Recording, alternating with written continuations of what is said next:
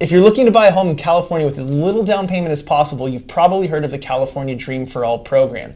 It was around this spring in 2023, and they're saying that it's going to make a comeback in 2024.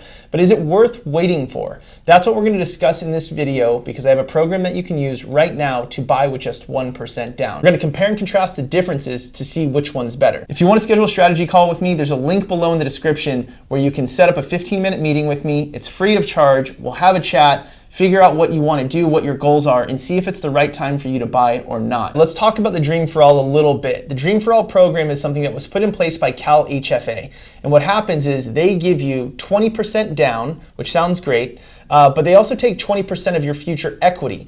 So we'll break that down a little bit. Let's say a $500,000 home, they would give you $100,000 down, which means your loan amount would be $400,000. But when you pay off the loan, they're going to take back their down payment, that $100,000, and they're also going to want 20% of your equity.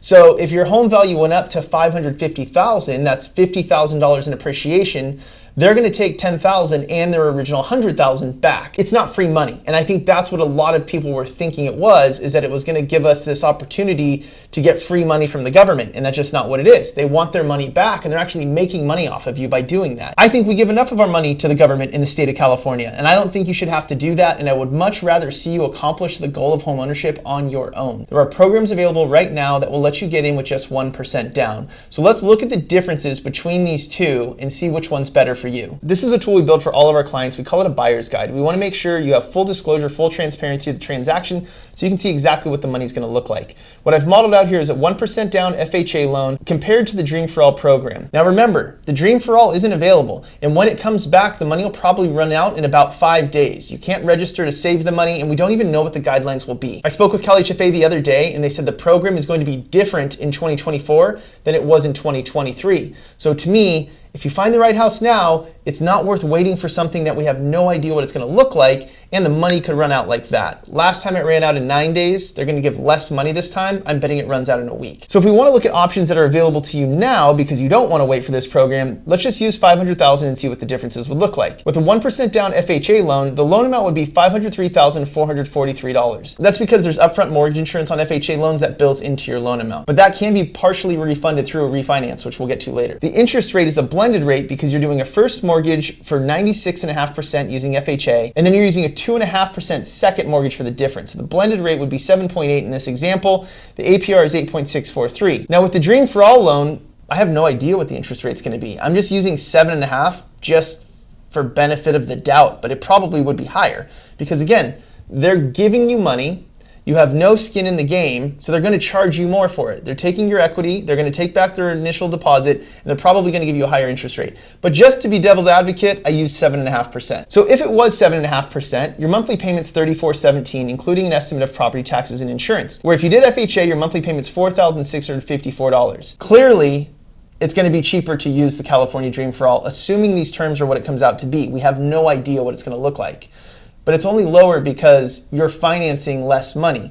They're putting up the $100,000 down payment, you're financing $400,000. Where with the 1% down FHA loan, you're financing 99% of your purchase price, 99% of $500,000. That's why the payment is higher. So at the end of the day, if we got a seller credit to cover all your closing costs, the Dream for All $100,000 down payment would be needed, but that would come from Cal HFA. And if you did it on your own, you would just be $5,000 out of pocket. Now, here's something that's really important that people missed on the last round of the Dream for All. A lot of real estate agents and a lot of lenders were talking about a one-time refinance. Because remember, when you pay off your loan from buying your home, if you use the Dream for All program, they want their money back. So you can't refinance without giving them their down payment plus their share of the equity, kind of golden handcuffs. So if all of your friends bought homes with traditional mortgages, conventional FHA, VA, things like that, when rates come down, not if, but when rates come down, they're all going to be talking about their refinance and how they're saving money monthly.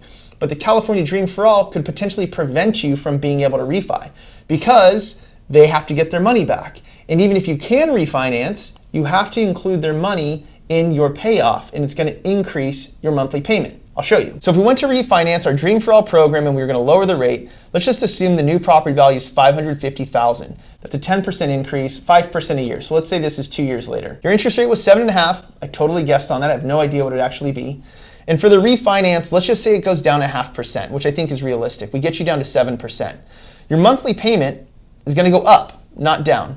Your monthly payment was $3,469 when you purchased the home, but now it's going to go up to $4,257. Why would that be? Because they want their money back. You have to finance in the $100,000 that they gave you for your down payment, plus 20% of the appreciation. 20% of $50,000 in appreciation is $10,000. So you're building an additional $110,000 into your loan amount. At this point, you're like, well, what's the point? I should just bought it on my own in the first place. Exactly. That's exactly what I'm saying. I would not encourage you to wait for this loan program for multiple reasons. One, we have no idea what it's going to look like when it gets here, if it gets here. They said it was going to come out in November of this year. It didn't. They moved it out to March of 2024. And just last week, they told me they don't know what the terms will be. It's going to be different. That's kind of the quote that I got. It's going to be different than it was last time. And when it comes out, the money will run out, and it will run out quickly. And you cannot save the money for yourself. You can't register in like a placeholder. Whoever gets to it first, finds the right house and gets their offer accepted first, wins. To me, it's like winning the lottery. It really is like winning the lottery. Very, very few people are going to use it. But the difference with that winning the lottery is, well, it's not winning the lottery if I have to give you all your money back at some point, right? And think about that. The longer you own your home, the more appreciation you're making, the more money they're making.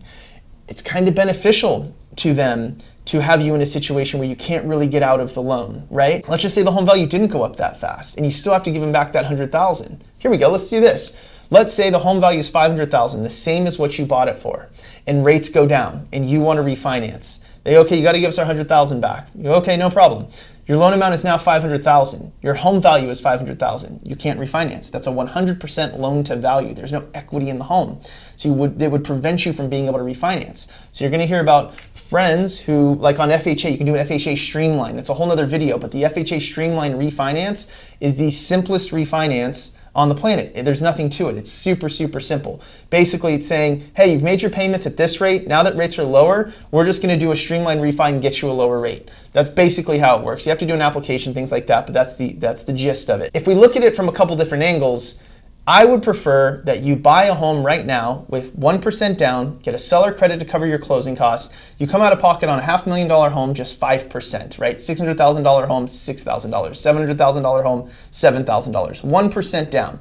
The monthly payment you need to make sure is affordable. You have to make sure that you can swing that with current interest rates, knowing that when rates go down, you should be able to refinance. There's no guarantees on a refinance. Don't let anyone tell you you're guaranteed to refinance because there are factors that build into that, but I would say it's highly likely you'll be able to refinance. With the Dream for All, we don't know what it's going to look like. We don't know when it's going to get here. We don't know how quickly the money's going to run out, and you're not able to refinance. They do not have a one-time refinance like people were talking about earlier this spring.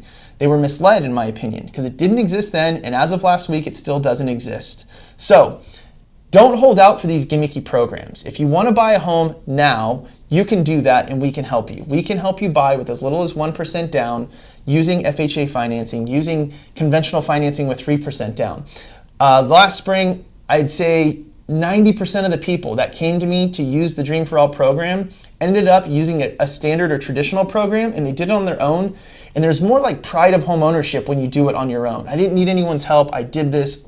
I have more pride in that. And I'm also not giving up my future equity to the government. So if I can help in any way, let me know. Reach out to me anytime. If you want to schedule a strategy call with me, there's a link below in the description where you can set up a 15-minute meeting with me. It's free of charge. We'll have a chat, figure out what you want to do, what your goals are, and see if it's the right time for you to buy or not. Let me know how I can help. Thank you guys so much. I'll talk to you soon. Cheers.